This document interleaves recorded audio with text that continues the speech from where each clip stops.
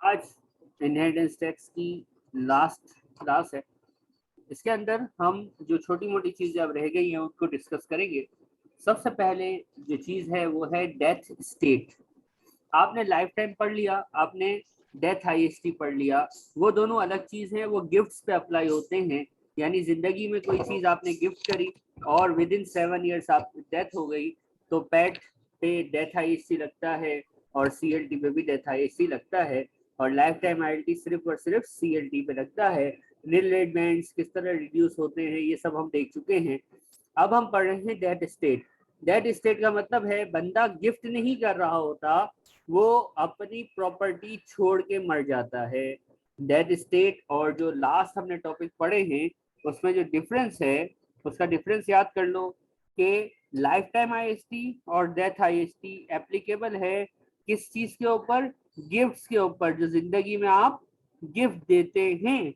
लेकिन जो death state है वो उस वक्त आएगा जब आप प्रॉपर्टी छोड़ के मर जाओगे, तो फिर डेथ स्टेट का काम होगा। ये फॉर्मेट याद करने वाला है। और ये फॉर्मेट याद कैसे करना है? आसान बता देता हूँ। सारे एसेट्स प्लस कर लेना और सारी लायबिलिटीज माइनस कर देना। ये फॉर्मेट खुद ब खुद बन जाएगा। एक इंसान के पास जितने एसेट्स हों उन एसेट्स को प्लस कर लेना और जितनी उसके पास लायबिलिटीज हो उसके ऊपर उसको माइनस कर लेना। ये फॉर्मेट खुद ब खुद बन जाएगा। मैं फॉर्मेट पढ़ता हूँ। आपके पास एक बंदा मर गया, उसके पास प्रॉपर्टी थी और प्रॉपर्टी के ऊपर लोन भी था, मॉर्गेज भी था। तो प्रॉपर्टी 10 लाख की है, उससे मॉर्गेज 6 लाख का है, तो नेट ऑफ कितना हुआ? हम नेट ऑफ कर देंगे। सही है। फिर उसके बाद कोई बिजनेस है या पार्टनरशिप में उसका ओनरशिप है वो ले लेंगे। उसके बाद शेयर्स हैं, स्टॉक्स हैं। यहाँ पे आईएसए भी है, वो भी आएगा। इनहेरिटेंस टैक्स के लिए आईएसए एग्जाम नहीं होता। आपको याद होगा इंडिविजुअल्स में जब हम इंटरेस्ट इनकम पढ़ते थे तो आईएसए एग्जाम्प्ट होता था, आईएसए से मिलने वाला इंटरेस्ट एग्जाम्प्ट होता था। लेकिन इनहेरिटेंस टैक्स में आईएसए एग्जाम्प्ट नहीं होता। आईएसए में भी आपने कोई इन्वेस्टमेंट की है वो भी यहाँ आ जाएगी। गवर्नमेंट बॉन्ड्स, इंश्योरेंस पॉलिसी आपने ली हुई है, आपकी लीज होल्ड प्रॉपर्टी है, गाड़ियां हैं, चैटल्स। चैटल्स मतलब मूवेबल एसेट्स। चैटल्स किसको बोलते हैं? Movable assets. हर इंसान के पास अ लॉट ऑफ चैटल्स होते हैं। आप घड़ी पहनते हैं, घड़ी इज योर चैटल क्योंकि ये एक एसेट है लेकिन मूवेबल है। आपका मोबाइल फोन है, ये सारे चैटल्स हैं, पर्सनल चैटल्स जो इंसान अपनी जिंदगी में यूज कर रहा होता है। पर्सनल चैटल्स जो है वो यहाँ पे हम लेंगे। फिर मतलब कि हर तरह का एसेट जो हो, हाँ, क्योंकि वो सारे एसेट्स लेना है। करंट नॉन करंट की वो कोई डेफिनेशन नहीं, सारे आईएसए हो कोई भी एसेट ले लो और उन एसेट्स के ऊपर अगर कोई लायबिलिटीज चढ़ी हुई है तो उन लायबिलिटीज को माइनस कर दो। फिर रिसीवेबल, जो मर जाता है कभी कभी उसके ऊपर कोई ना कोई रिसीवेबल भी होता है, यानी उसका रिसीवेबल होता है, वो दुनिया से मांगता है, ये उसका एसेट है ना, तो वो भी यहाँ एसेट आ जाएगा जिसको कहते हैं debt due to the deceased, यानी वो दुनिया से मांगता है। फिर उसकी कैश या बैंक या उसके डिपॉजिट्स या उसकी इन्वेस्टमेंट्स वो भी आ जाएंगी। ये एसेट्स हैं। इसके अलावा मोबाइल फोन, घड़ी, ये सब पर्सनल चैटल्स के अंदर आ जाते हैं। यानी सारे एसेट्स लेने हैं और उसके ऊपर अगर कोई लायबिलिटी है, मॉर्गेज है, तो उसको नेट ऑफ कर देना है, जैसे कि ऊपर आपने प्रॉपर्टी को देखा। इसके अलावा ये हो गए सारे एसेट्स। कैश ऐड करने के बाद जो आंसर है ये हो गए टोटल एसेट्स। अब इसके ऊपर कर्जे पेबल होगा इसके ऊपर, तो debt due by the deceased, यानी कितना उसको मार्केट का पैसा देना है, सबसे पहले वो दिया जाएगा। फिर उसके ऊपर कोई टैक्स, देखो बंदा टैक्स पे करके मरे ये जरूरी नहीं है। टैक्स की तो ड्यू डेट्स अपनी है, बंदे की एक्सपायरी डेट अपनी है। तो बंदा मर गया, रिटर्न जमा करवाया था, पेमेंट नहीं की थी, तो गवर्नमेंट का टैक्स माफ कर देगी? नहीं, गवर्नमेंट टैक्स माफ नहीं करती। गवर्नमेंट उसके जो एसेट्स है ना उसमें से अपना जितना भी आउटस्टैंडिंग टैक्सेस हैं उनको क्या करती है, वसूल करती है। वो इनकम टैक्स, आईटी मतलब इनकम टैक्स होता है, सीजीटी मतलब क्या, चार्जेबल गेन टैक्स होता है, गवर्नमेंट उसको लेती है। फिर सर हमारी जब गवर्नमेंट कितनी नरम दिल है, जी, हमारी पाकिस्तानी गवर्नमेंट है कितनी रहम दिल है सर, छोड़ देती है सारा। आवाज नहीं आ रही मुझे।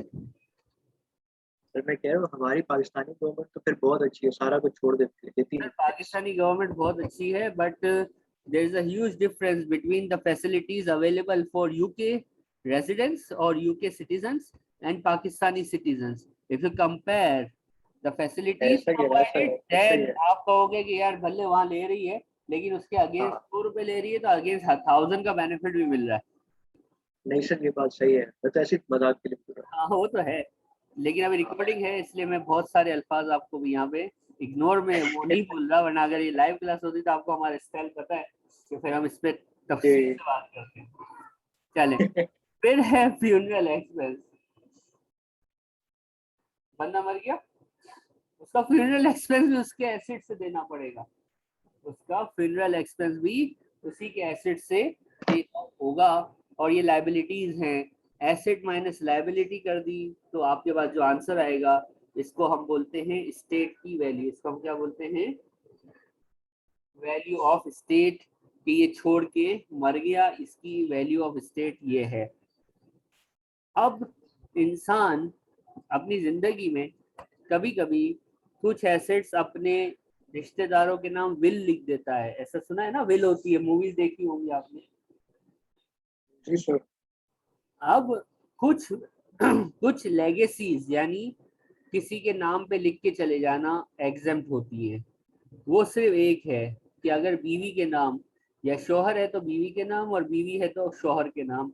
इंटर स्पाउस अगर कोई विल है कि उसने कहा कि भाई मिसाल के तौर पे उसके पास जो थी वो मोटर कार थी, ऊपर एसेट में ऐड हो गई, अब उसने कहा ये गाड़ी मेरे बाद मेरी बीवी की है, तो फिर वो नीचे एग्जाम लेगेसीज की हेडिंग के अंदर माइनस हो जाएगी। ऊपर फॉर्मेट में ऐड जरूर होगी लेकिन नीचे लेस हो जाएगी, यानी वो टैक्सेबल नहीं है।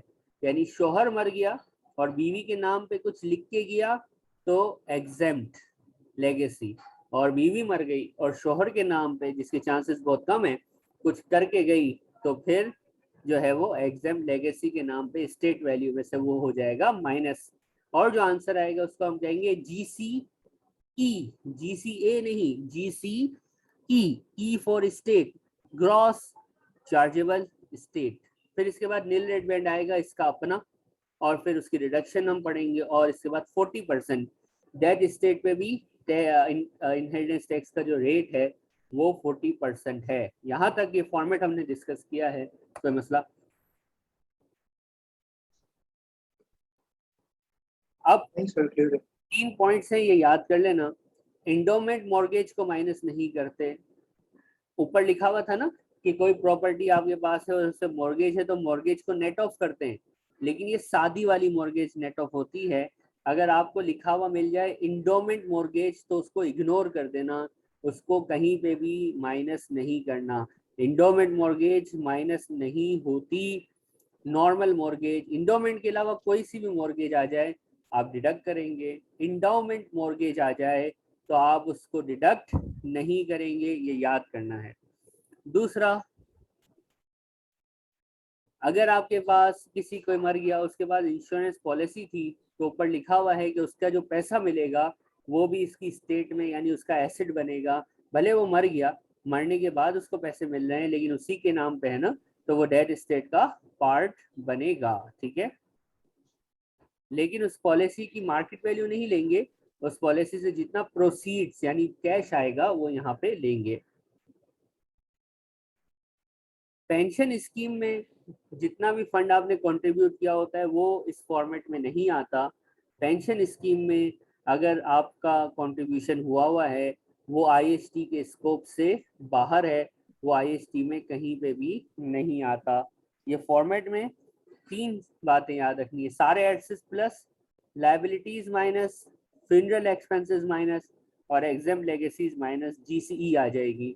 इंडोमेंट मॉर्गेज को इग्नोर करते हुए जाना, इंश्योरेंस पॉलिसी है तो उससे कैश जो मिला, उसकी मार्केट वैल्यू नहीं, उससे जितना कैश मिला वो कैश लेना। और पेंशन से अगर कुछ है, पेंशन फंड में अगर कोई पैसे पड़े हुए हैं तो वो स्कोप में नहीं है, वो इस फॉर्मेट में कहीं पे भी नहीं आएगा। ये आपने याद कर लेना है।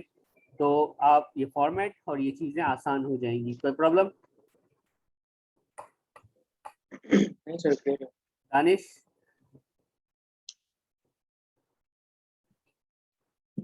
सर दानिश तो गया है। दानिश ज्वाइन करके जाएगा, चले। अब ये कुछ लिखा हुआ है, ये कुछ हिंट्स हैं, ये हम आपको थोड़ी देर बाद बताएंगे क्वेश्चन के साथ। एक क्वेश्चन नजर आ रहा होगा, सारा का नजर आया? जी सर। क्वेश्चन पढ़िए, शाबाश। मेरी आवाज आ रही है? Hello sir. हाँ दानिश, किधर है भाई? सर मैं खाना खा रहा था, सॉरी। ये क्वेश्चन है, डेड स्टेट सुना आपने हमारा? नहीं सर, 2-3 मिनट पहले आया हूँ, 2-3 मिनट पहले आया हूँ सर। अच्छा, कोई बंदा, देखो, लाइफ टाइम और डेथ आईएसटी गिफ्ट्स पे होता है, लेकिन अगर कुछ छोड़ के मर जाए तो उसको बोलते हैं डेथ स्टेट। उसको क्या बोलते हैं? Death state. सारे एसेट्स प्लस कर लेना, सारी लाइबिलिटीज माइनस कर लेना, फ्यूनरल एक्सपेंस माइनस कर लेना, और बीवी शोहर या शोहर बीवी के नाम पे कुछ छोड़ के मर जाए तो उसको माइनस कर लेना, जीसीई आ जाएगा। उस पर नील रेट बैंड लगेगा, 40% लग जाएगा, स्टेट खत्म। 3 पॉइंट्स इंपॉर्टेंट हैं। इंडोमेंट मॉर्गेज लाइबिलिटी जरूर है लेकिन वो इस फॉर्मेट में नहीं आती। पेंशन फंड ठीक है सर। अगर कोई पैसे पड़े हैं वो इस फॉर्मेट में नहीं आते। और अगर आपने लाइफ टाइम, मरने वाले ने लाइफ टाइम इंश्योरेंस करवाई हुई थी तो उस पॉलिसी की मार्केट वैल्यू नहीं लेंगे, उस पॉलिसी से मिलने वाला फ्लूस, कैश, रोकड़ा लेंगे। सही है? बंदी मरी है जिसका नाम है सारा, बहुत अच्छी खातून थी। कब मर गई भाई?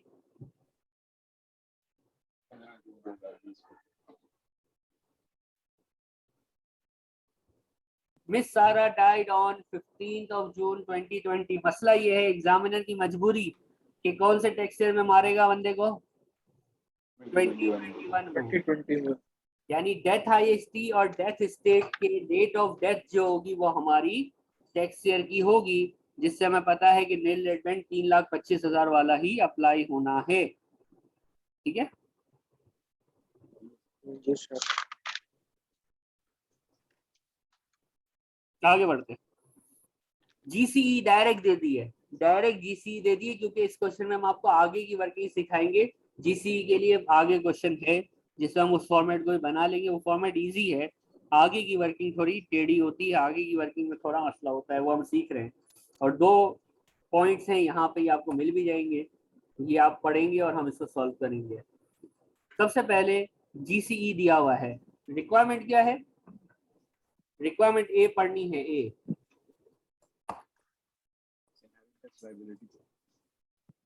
हाँ, इसकी लायबिलिटी निकालेंगे। लाइफ टाइम में कोई भी इसने हरकतें, कोई नहीं लाइफ टाइम किया, ट्रांसफर किया है, नहीं किया है?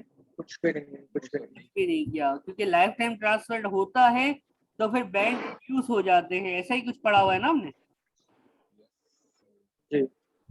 लेकिन यस सर। लाइफ टाइम में कोई भी ट्रांसफर ना हो तो बैंड रिड्यूस नहीं नहीं हो। होता। ठीक है? अब सबसे पहले हम इसकी जीसीई देखेंगे। जीसीई कितनी दी है? जीसीई ग्रॉस चार्जेबल स्टेट की वैल्यू है 427,000। ये गिवन है, लेकिन निकालने का फॉर्मेट भी आपको मैंने समझाया है, थोड़ी देर बाद वो भी टेस्ट हो रहा होगा। ठीक है? अब जीसी के बाद जो मैंने ओरली कहा था, नील रेट बैंड देखना। ये कौन से टैक्स ईयर में मर गई?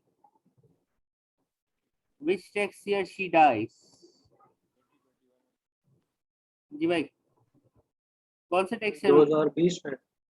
2021 में मर गई। टैक्स ईयर 2021 नील में। Rate band. अब ये देखो, ये क्या पढ़ रहे हो? डेथ स्टेट पढ़ रहे हो ना?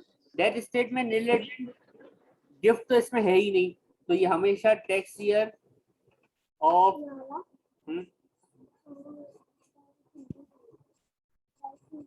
Okay, tax year of death वाला आएगा। कितना है टैक्स ईयर ऑफ डेथ का? हमें याद है 3,00,000 25,000। और जो आंसर बचता है उसका क्या नाम होता है? टैक्सेबल, वही फॉर्मेट है, टैक्सेबल अमाउंट कितनी आएगी? डेथ आईएसटी का परसेंटेज सेम है जो डेथ का केस पड़ा था दानिश, 40%। कितना परसेंट? 40%। यानी हम लिखेंगे इसको IHT due on death state at the rate of 40% will be how much? I guess ये आंसर आ रहा होगा। Any confusion? Any problems? आसान लग रही है क्योंकि इतना मुश्किल हम पढ़ के आए हैं लाइफ टाइम और डेथ आईएसटी गिफ्ट वाला सिनेरियो, तो डेथ स्टेट आमतौर पर आसान ही लग रही होती है। ये खत्म हो गई, इसकी ड्यू डेट भी होगी, इसकी ड्यू डेट भी होगी और इसका पेएबल बाय भी होगा। पेएबल बाय जिसको मिली, जिसको मिलेगा, जिसको क्या कहते हैं? एग्जीक्यूटर्स, या आप कह सकते हैं डोनीज। और ड्यू डेट क्या होगी? मुझे बताओ, डेथ आईएसटी की ड्यू डेट क्या थी?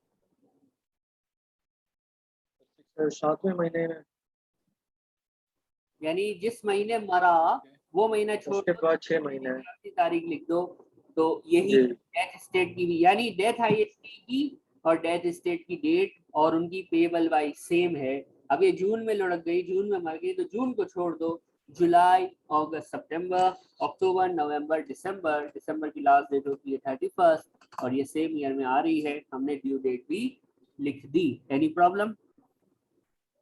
No sir. Mister Danish? Danish clear है सर, क्लियर है। माइक का थोड़ा इशू है, बाद में आप। अब इसका बी पार्ट करेंगे। बी पार्ट में क्या बोला?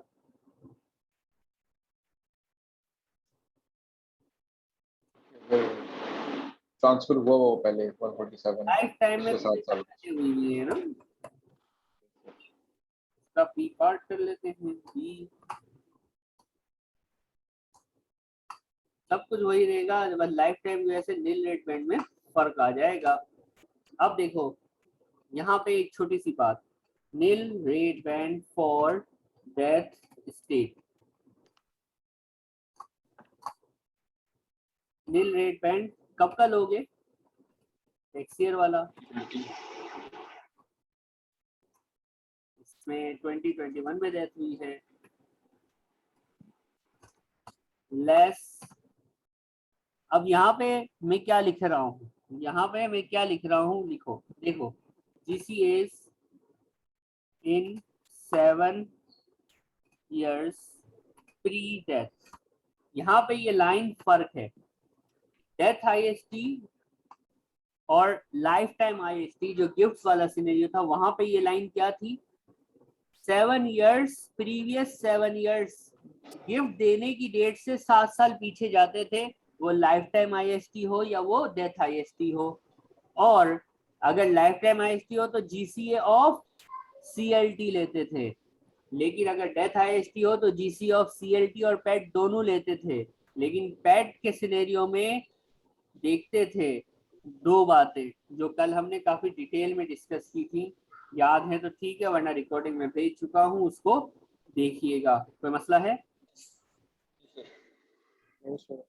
यहाँ पे मैंने क्या वही चीज लिखी है, डेट ऑफ गिफ्ट से 7 साल पीछे जाना है, जैसे कि लाइफ टाइम आईएसटी और डेथ आईएसटी दोनों में जाते थे, कि यहाँ पे कुछ अलग है?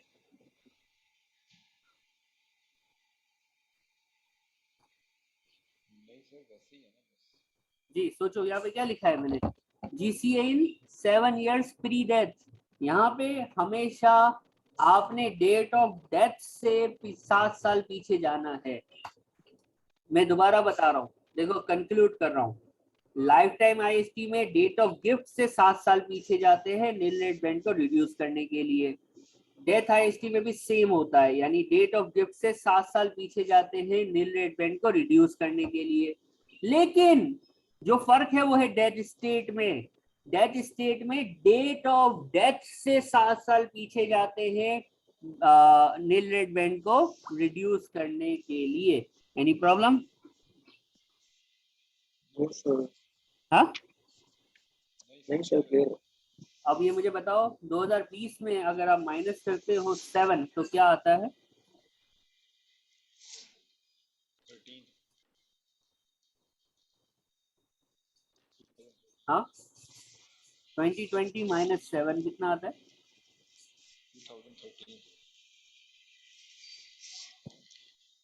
2013 सर।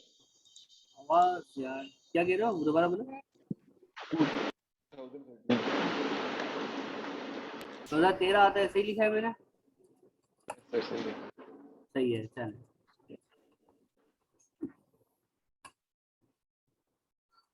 अब जो इसने लाइफ टाइम में किया था, अब देखो ये लिखा हुआ है कि 7 इयर्स के अंदर अंदर है, तो हमें डेट मैच नहीं करनी, डायरेक्ट 147 कर दिया, क्योंकि डेथ स्टेट में हम लोग डेट ऑफ डेथ से 7 इयर्स पीछे चेक करते हैं, जबकि लाइफ टाइम आईएसटी और डेथ आईएसटी में डेट ऑफ गिफ्ट से 7 इयर्स पीछे चेक करते हैं।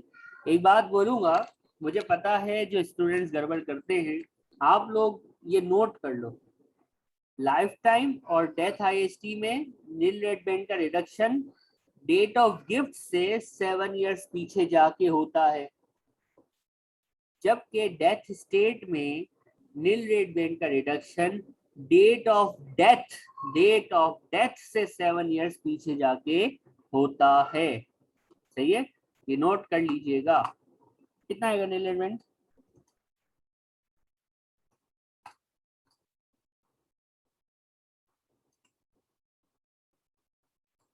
नील rate band is 178,000, taxable amount will be 249, 40% tax लगेगा, और एग्जीक्यूटर का नाम दिया हुआ है कि bequeathed to his brother, तो मैं ब्रदर भी लिख सकता हूँ एग्जीक्यूटर की जगह, डायरेक्टली मैं इसको ब्रदर ही लिख देता हूँ।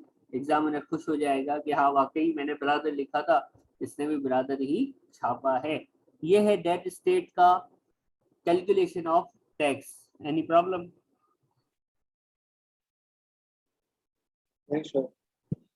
एग्जेम्प्ट जो है वो वाइफ हस्बैंड के नाम पे छोड़ के मरे या हस्बैंड वाइफ के नाम पे छोड़ के मरे, ये एग्जेम्प्ट होता है। ठीक है, गर्लफ्रेंड जो है वो वाइफ नहीं होती, इसलिए उस पे एग्जेम्पशन नहीं है। You got it? ऊपर करिएगा, वो पिक्चर ले। अच्छा, ओके।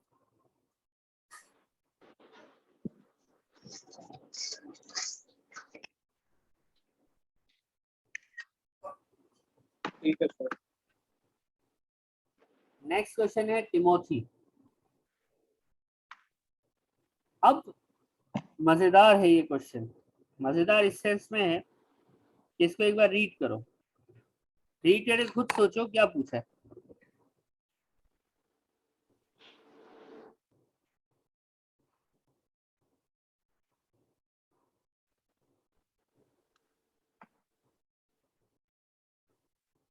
तो पहली चीज पूछ लीजिए सर। कहता है Timothy died on 23 April leaving a GCE इतने की, जो कि उसने अपनी अपनी गर्लफ्रेंड को दे दी। ठीक है, इट्स ओके। आगे लाइफ टाइम गिफ्ट भी है इसमें सर। लाइफ टाइम गिफ्ट्स भी हैं, और मर भी गया सर। तो अब लाइफ टाइम भी है, तो इसने पूछा है आईएसटी बताओ स्टेट पे और ड्यू डेट्स और कौन पे करेगा। यानी पूरी कहानी है, पूरी कहानी है कि पहले तो लाइफ टाइम के गिफ्ट्स हैं, उसके ऊपर टैक्स निकलेगा। अब लाइफ टाइम में गिफ्ट एक की वैल्यू एक ट्रस्ट में है, ट्रस्ट में क्या बोलते हैं उसको, सीएलटी। दूसरा कजन को है, कजन को दिया उसको क्या बोलते हैं, पैट। लाइफ टाइम निकलेगा, फिर 7 ईयर्स रूल अप्लाई होगा, 7 ईयर रूल अप्लाई होगा, फिर डेथ आईएसटी निकलेगा, और फिर हम डेथ स्टेट पे जो है वो काम करेंगे, डायरेक्ट नहीं कर सकते। बात समझ आ रही है? Yes sir. अब ये मैं कर रहा हूँ क्योंकि आपको अब ये उम्मीद है आता है, मैं आप लोगों की खातिर ये कर रहा हूँ, आप साथ रहिएगा। सबसे पहले है CLT1 और फिर है PAT1। अगर मुझे डेट्स बता दी जाए, CLT1 की डेट क्या है बस जून 2008 और ये टेक्सचर कौन सा बनेगा? 8-9 हाँ 8-9 8-9 बनेगा। और PAT1 जो है वो है 16 मार्च और टेक्सचर कौन सा बनेगा? ये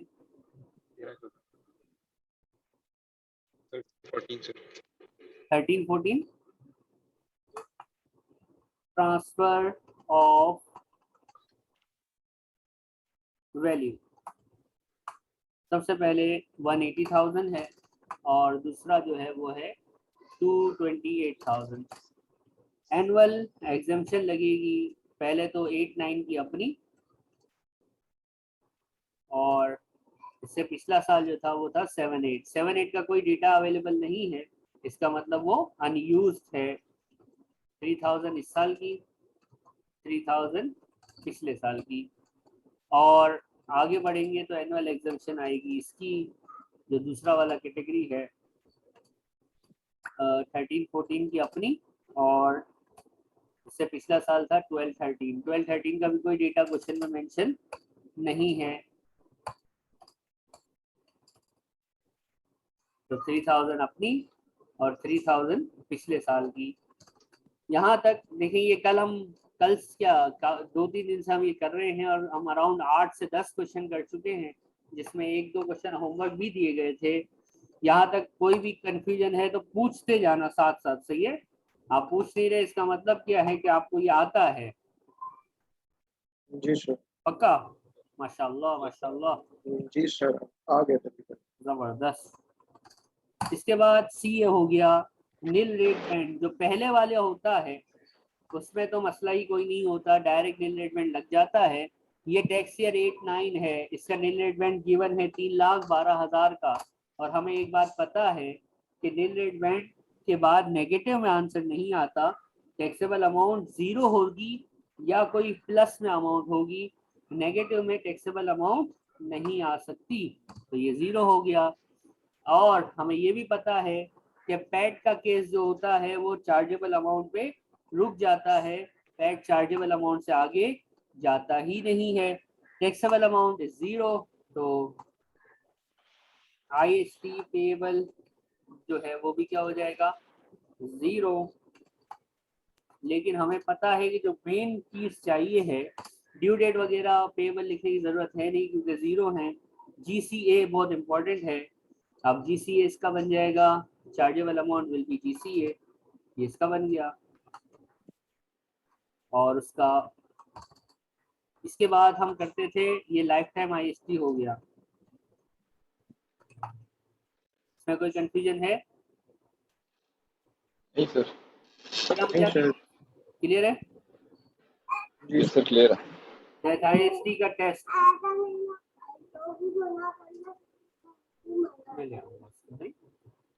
टेस्ट क्या होता था? कि डेथ से पिछले 7 सालों के अंदर अंदर है।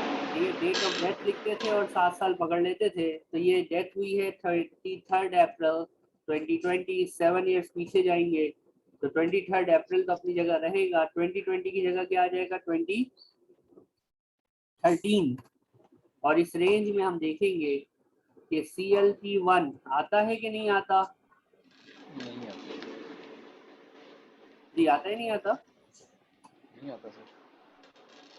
नहीं आता। नहीं आता सर। PAT1 आता है नहीं आता? आता है सर। चलें, तो CLT1 का कॉलम कंटिन्यू नहीं होगा, सिर्फ पैट का कॉलम कंटिन्यू होगा। पैट का कॉलम कंटिन्यू होगा, GCA से आनी शुरू होगी। ये 222,000 लिखा और एक बैंड आ जाएगा टैक्स ऑफ डेथ वाला। ऊपर जो नीलेट बैंड था वो था टैक्स ऑफ गिफ्ट वाला।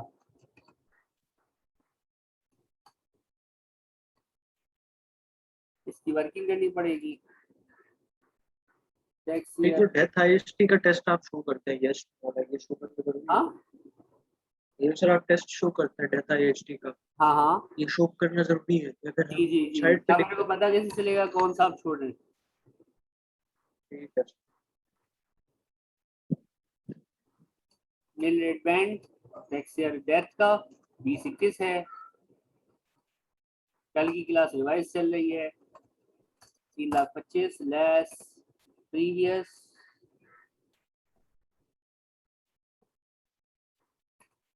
7 years GCAs of PAT and CLT। आप 7 years पहले तो डिसाइड करेंगे। ये डेथ स्टेट नहीं है, ये डेथ आईएसटी है, तो डेट ऑफ गिफ्ट से 7 years पीछे जाएंगे। 16 मार्च 2014 7 years पीछे जाओगे तो 16 मार्च 14 माइनस करो तो कितना आता है।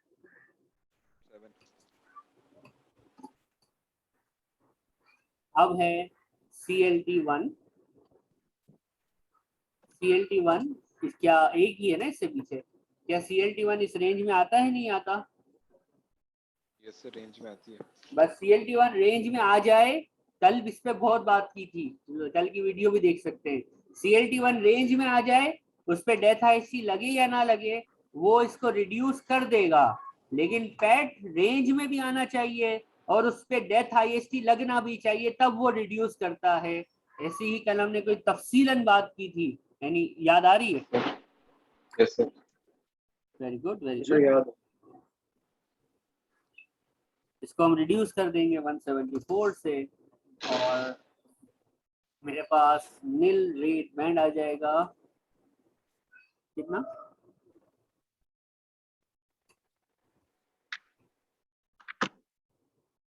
151 का 151 का इसको डाला यहाँ पे। यानी आप देखो death death sorry inheritance tax में सबसे ज्यादा जो कॉम्प्लेक्स है ना वो है नील रेड बैंड। अगर उस पर ग्रिप कर लिया और जिस तरह बताया है उसको रटा मार लिया, उसको याद कर लिया, तो इनहेरिटेंस टैक्स में इसके अलावा कुछ है नहीं खास। टैक्सेबल अमाउंट फॉर्मेट बड़ा है ये मैं मानता हूँ। डेथ आईएसटी ऑन डेथ, या मैं लिख दूं death IHT at the rate of 40%, कितना आएगा?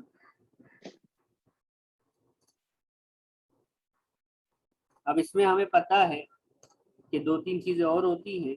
एक होता है टेपर रिलीफ और एक होता है less life time IHT paid.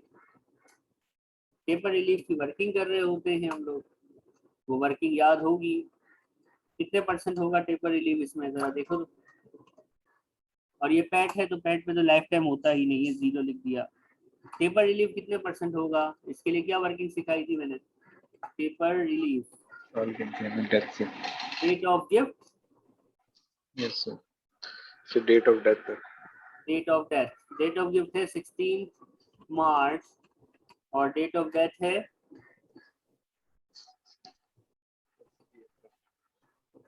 23 अप्रैल। और मैंने कहा था इसको गिन लेना, ये कितने बनते हैं कंप्लीट ईयर। सो 14 मार्च 2014 का मार्च है, तो मार्च 15, मार्च 16, मार्च 17, मार्च 18, मार्च 19, मार्च 20 तक ये जिंदा रहा। क्या इसने जिंदगी में मार्च 21 देखा?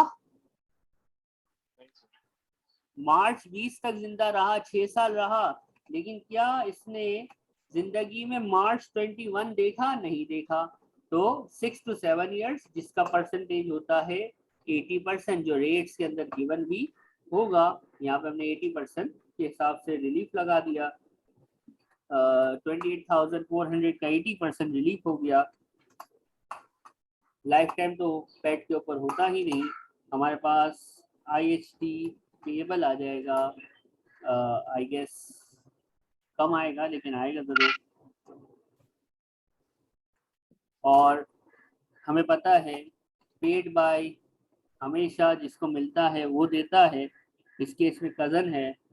और ड्यू डेट, डेथ के केस में ड्यू डेट होती है मरने वाला महीना छोड़ के अगले छठे महीने का आखिरी दिन, यानी अप्रैल को छोड़ दो मई जून जुलाई अगस्त सितंबर अक्टूबर, 6 मंथ है अक्टूबर, उसी साल का अक्टूबर, अक्टूबर लिखा और अक्टूबर 30 का होता है, 31 का होता है, तो अक्टूबर 31 डेज का होता है। ये हमने इसको कंप्लीट कर दिया। कल की क्लास रिवाइज हो गई, कोई मसला? इसलिए हमने स्पीड में किया है क्योंकि इसके रिलेटेड हम बहुत सारे क्वेश्चंस कर चुके थे और आपने कुछ पूछा भी नहीं है, इसका मतलब आपको ये समझ आ गया है, राइट? सर ये जी सर, इसको नीचे करिएगा सर, ये सोल्यूशन में लिख रहा हूँ। ओके, क्या कह रहे हो? सर थोड़ा सा नीचे स्क्रॉल करिएगा, ये सोल्यूशन में लिख रहा अच्छा अच्छा, स्क्रॉल करिए, मेरा कुछ सवाल है। हूँ। नहीं माशाल्लाह माशाल्लाह। अब ये तो लाइफ और डेथ हो गई। क्वेश्चन में देखते हैं क्या लिखा हुआ है। गर्लफ्रेंड के नाम पे कुछ छोड़ के भी मर गया, क्या छोड़ के मरा? जीसीई दिया हुआ है ना, डेथ स्टेट बोलते हैं ना इसको। अब डेथ स्टेट का काम होगा जीसीई। जीसीई कितनी दी हुई है जीसीई क्वेश्चन में? देखो 627,560 की।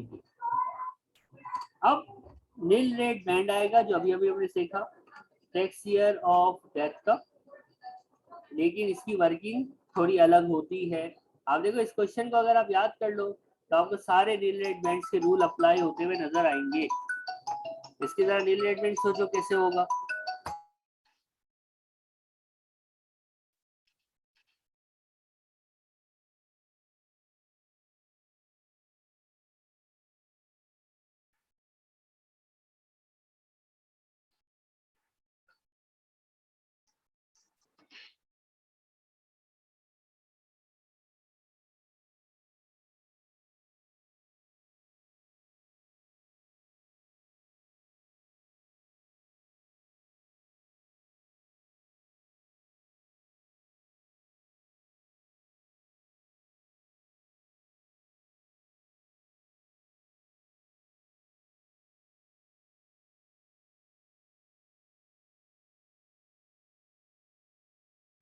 अब डेथ वाले आईएसटी के लिए नील रेड बैंड कैसे होता है, डेथ स्टेट के लिए अभी हमने सीखा है लास्ट क्वेश्चन में।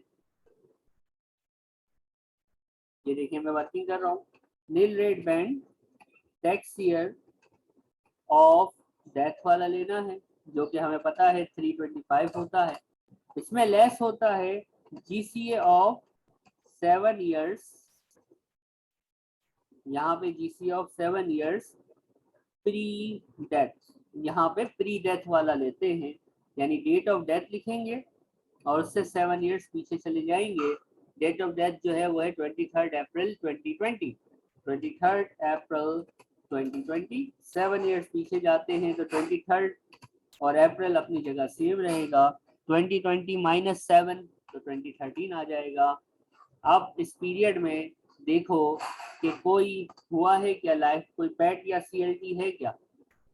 हमारे पास क्वेश्चन में एक सीएलटी है और एक क्वेश्चन के अंदर हमारे पास पैट है। क्या ये दोनों इस रेंज में आते हैं कि नहीं आते? देखो जरा।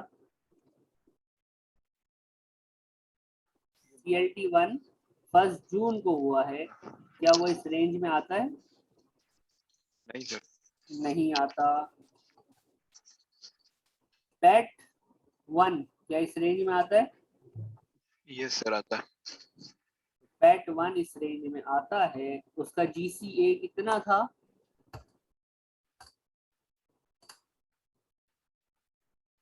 222 आपके सामने स्क्रीन पे लिखा हुआ भी है 222,000।